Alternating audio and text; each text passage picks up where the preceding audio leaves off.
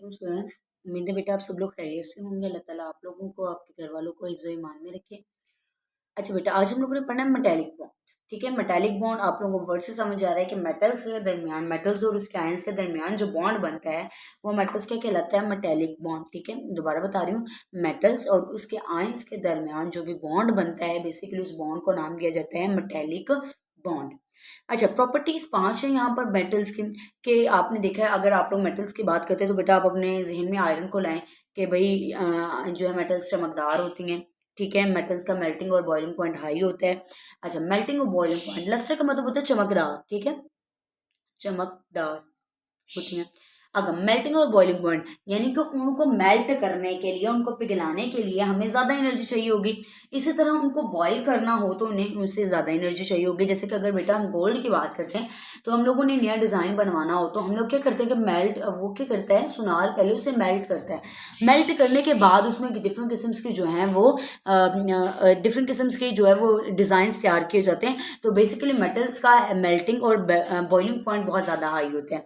उसके बाद मेटल्स जो है वो गुड कंडक्टर हैं इलेक्ट्रिसिटी और हीट के। कंडक्टर का मतलब क्या होता है कि ये अपने अंदर से इलेक्ट्रिसिटी को भी गुजारने देते हैं और हीट को भी।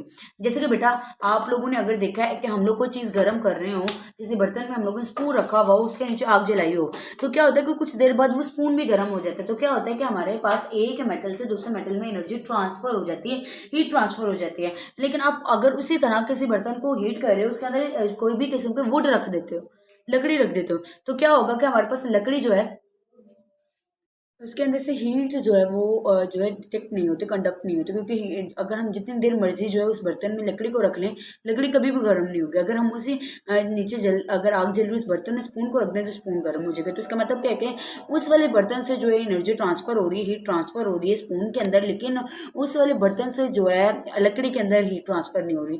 तो हमारे पास मेटल जो है वो अच्छे कंडक्टर हैं हीट के। इलेक्ट्रिसिटी की बात करें तो बेटा हमारे पास वुड के अंदर से इलेक्ट्रिसिटी कंडक्ट नहीं होती, जबकि जो है वो मेटल के अंदर से यानी आयरन के अंदर से इलेक्ट्रिसिटी कंडक्ट हो सकती है। उसके बाद है fourth, metal are usually hard and heavy. Metals का वजन भी ज़्यादा होता है और बेटा वो सख्त भी होती हैं। Metal can be made into different shapes by applying pressure. अगर हम लोग उस पर प्रेशर लगाते हैं तो हम डिफरेंट शेप्स बना सकते हैं, उसे कंटेनर, क्यूब, ठीक है, रेक्टेंगुलर, सर्कल, ठीक है, किसी भी शीट्स, वायर, किसी भी शेप में जो है वो कन्वर्ट कर सकते हैं। उसके बाद बेटा आता है हमारे पास कुछ क्वेश्चंस कि metal have a low value of ionisation energy. Metals के अंदर जो है वो लो आयनाइजेशन एनर्जी होती है। The metal can lose their outermost electron and easily loose electron in this word the nuclear of metallic atoms can not be hold their outermost electron firmly.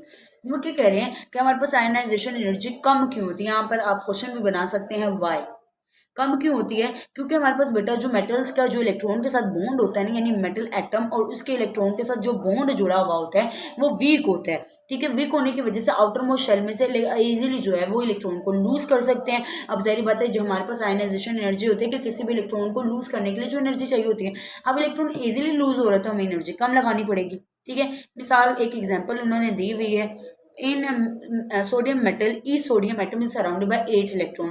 Sodium metal के last shell में 8 electron होते हैं। ठीक है, the outermost shell of these atom morally freely between the vacant spaces. वो क्या कह रहे हैं कि हमारे पास आउटर मोस्ट इलेक्ट्रॉन जो होते हैं, फॉर एग्जाम्पल मैं कहती हूँ कि पहले में 2 हैं, दूसरे में 4 हैं, फिर 2 हैं। ठीक है, 8 इलेक्ट्रॉन है ना उसके अंदर, तो बाकी जो, क्योंकि उसके लास्ट शेल में 8 इलेक्ट्रॉन या 2 इलेक्ट्रॉन्स होने चाहिए, बाकी जो स्पीसीज है वो वीकेंड है।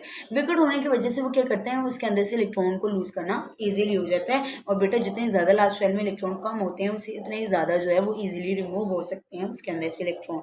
तो आप लोगों ने ये पढ़ लेना है। उसके बाद एक क्वेश्चन आता है, appear to have a sea of electrons. हमें मेटल्स जो है वो सी ऑफ इलेक्ट्रॉन क्यों लग रही होती हैं बेटा? क्योंकि हमारे पास मेटल के अंदर फ्री नंबर ऑफ इलेक्ट्रॉन बहुत ज़्यादा होते हैं। फ्री नंबर यानी एक एटम को तकरीबन 3-4 इलेक्ट्रॉन ने घिरा हुआ होता है, इसी तरह इतने ज़्यादा इलेक्ट्रॉन फ्री होते हैं कि हमें ऐसा लग रहा होता है जैसे समंदर है फ्री नंबर ऑफ इलेक्ट्रॉन का। इसीलिए एटम्स को जो है, एटम्स की अपीयरेंस जो है फ्री सी ऑफ इलेक्ट्रॉन कहलाती है। ठीक है, तो आप लोगों से एक क्वेश्चन भी पूछे जा सकते हैं, ये इंपॉर्टेंट एबिलिटी है मेटल्स की।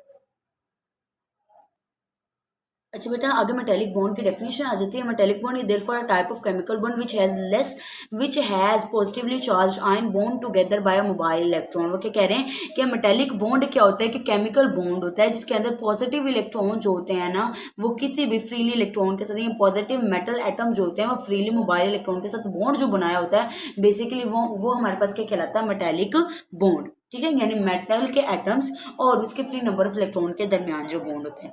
अब इसकी स्ट्रेंथ जो है, इसकी जो ताकत है, जो हमारे पास स्ट्रॉन्ग होते हैं बॉन्ड, अगर मेटल्स की बात करें बहुत ज़्यादा हैवी होते हैं, वो दो फैक्टर पर डिपेंड करता है। एक तो डिपेंड करता है कि the number of positive electron present हो द पॉजिटिव आयंस, हमारे पास नंबर ऑफ पॉजिटिव इलेक्ट्रॉन जो है, नंबर ऑफ इलेक्ट्रॉन जो वो in the form of positive ion मौजूद होते हैं। दूसरी बात क्या है कि हमारे पास फ्री नंबर ऑफ इलेक्ट्रॉन भी मौजूद होते हैं, इस वजह से हमारे पास मेटल की स्ट्रेंथ बहुत ज़्यादा होती है। ठीक है, मिसाल के तौर पर sodium atom set free only one electron होता है। The metallic bond is sodium and metal is therefore not easily to require to positive charge, ठीक, easily to very strong in the magnesium ion each. अच्छा, वो क्या कह रहे हैं कि सोडियम मेटल जो है वो अपने अंदर से एक इलेक्ट्रॉन को लूज कर सकती है और खुद पॉजिटिव आयन में कन्वर्ट हो सकती है।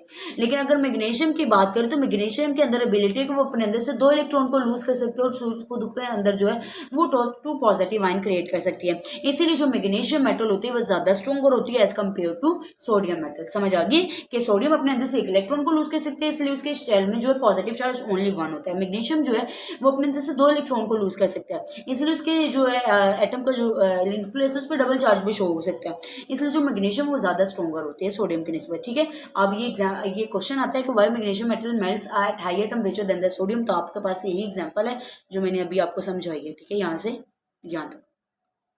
उसके बाद बेटा आता है कि metals are good conductor of heat and electricity. कि मेटल्स वाई, कि मेटल्स इलेक्ट्रिसिटी और हीट के अच्छे कंडक्टर क्यों हैं? The presence of freely electron, freely electron की वजह से मेटल्स जो हैं वो अच्छे कंडक्टर हैं हीट के और इलेक्ट्रिसिटी के। तो ये बेटा इसका आंसर है। ठीक है, सेकंड क्वेश्चन कुछ यूँ बनता है, right uses of metal. Metal के कुछ इस्तेमालात आप लोगों ने लिखने हैं, वो मैं आपको बता देती हूँ। जैसे कि बेटा मेटल जो है ऑटोमोबाइल्स में, इंडस्ट्रीज में, मशीनरीज में, ठीक है, ज्वेलरीज में, इलेक्ट्रिक वायर्स में डिफरेंट किस्म के यूजेस आते हैं। Why metal are easily drawn into a wire and sheet. Metal जो है वो इजीली ड्रॉन क्यों हो जाते हैं शीट में? क्योंकि बेटा मेटल्स का जो है ना वो सीक्वेंस बिल्कुल सीधा होता है। जैसे कि ये हमारे पास सीक्वेंस बना हुआ है, ये सीक्वेंस बना हुआ है, ये सीक्वेंस बना हुआ है। जब हम इसे किसी भी चीज से कूटते हैं ना तो ये जो है ये स्लिट ब्रेक होकर इसके साथ ज्वाइन हो जाती है। ठीक है, फिर मैं इसको अगर एक जो है वो हैमर से अगर किसी भी किस्म का कोई ताकत लगाती हूँ तो क्या होगा कि जो इसके साथ ज्वाइंट है फिर ये वाली इसके साथ लाइन बना लेगी, एक शीट और एक वायर में कन्वर्ट हो जाएगी। बेसिकली हमारे पास जो है वो एटम जो है स्ट्रॉन्गली अरेंज होते हैं इन द फॉर्म ऑफ रो, यानी इन्हें रो में अरेंज किया जा सकता है। इनकी अरेंजमेंट हार्ड और हैवी होती है। अगर हम लोग इस पर किसी किस्म का प्रेशर लगाते हैं तो रो सप्लीड हो जाती है, यानी रो जो है दूसरे रो के साथ ज्वाइंट हो जाती है, जिसकी वजह से ये जो है हमारे पास मेटल जो होते हैं वो इजिली वायर्स और शीट में कन्वर्ट हो सकते हैं। ठीक है, तो ये आपके पास ये एग्जांपल आती है इसकी। जैसे कि बेटा आपने यूजेस पढ़े थे तो आप यूजेस आंसर भी लिख सकते हैं। ठीक है, क्वेश्चन आता है तो मशीनरीज में automobile, railway, aircraft, rockets, construction industries, इनमें से कोई भी पांच कर सकते हैं। उसके बाद बेटे इसके अंदर से एक्सरसाइज क्वेश्चन आता है, which type of atom form metallic bond. किस किस्म के एटम्स जो है वो मेटेलिक बॉन्ड बनाते हैं? मेटेलिक बॉन्ड के लिए एटम्स के पास फ्री नंबर ऑफ इलेक्ट्रॉन होने चाहिए और पॉजिटिव मेटल होनी चाहिए। ठीक है, पॉजिटिव मेटल और इलेक्ट्रॉन होने की वजह से उनके अंदर जो है वो इलेक्ट्रॉन के साथ जो है वो इजीली बॉन्डेड इलेक्ट्रॉन मौजूद होने चाहिए, तभी कोई भी एटम जो है वो मेटेलिक बॉन्ड बना सकता है। कब बनाएगा? जब उसके अंदर फ्री नंबर ऑफ इलेक्ट्रॉन और पॉजिटिव मेटल आयन है। ठीक है, they present in element which are loosely bonded electron, they do not remain the valence electron, यानी इसके पास वैलेंस शेल इलेक्ट्रॉन भी मौजूद हों जिसके बेस पर वो जो है बॉन्ड बना सकते हैं। ये वो comparison of metallic bond with ionic bond. बेटा ये एक आगे लॉन्ग क्वेश्चन बना हुआ है, वो आपको देख मैं आपको एक्सप्लेन कर दूंगी, आप लोगों को अच्छे से समझ आ जाएगी। उसके बाद बेटा आप लोगों के पास क्वेश्चन आता है electropositive character of metal. Metals के इलेक्ट्रोपॉजिटिव कैरेक्टर के बारे में आप लोगों ने बताना है।